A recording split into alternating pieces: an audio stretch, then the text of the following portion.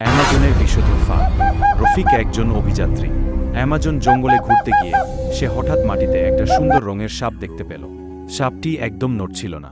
রফিক ভাবল, এটা হয়তো মরে গেছে বা ঘুমিয়ে আছে। কৌতূহলবশত সে হাত বাড়াতেই সাপটি আচমকা লাফ দিয়ে তার হাতে ছোবল বসালো। রফিক চিৎকার করে পেছনে সরে গেল। তার হাতের অংশ দ্রুত ব্যথা করতে শুরু করল। সে বুঝতে পারল এটা একটা বিষধর ফেরডিল্যান্ড সাপ, যার বিষ খুবই মারাত্মক। রফিক জানত, দেরি করলে বিপদ আরও বাড়বে। সে দ্রুত তার ব্যাগ থেকে একটি গাছের পাতা বের করল, যা স্থানীয় আদিবাসীরা বিষের প্রভাব কমাতে ব্যবহার করে।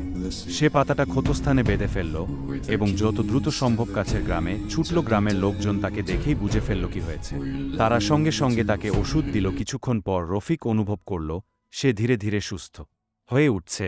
সে শিখল জঙ্গলে কোনো কিছু সুন্দর দেখলেই হাত বাড়ানো উচিত নয়, কারণ প্রকৃতির রঙিন সৌন্দর্যের মাঝেও লুকিয়ে থাকতে পারে প্রাণঘাতী ফাঁদ। আমাদের ভিডিও ভালো থাকলে লাইক, কমেন্ট, সাবস্ক্রাইব করে যাবেন। ধন্যবাদ।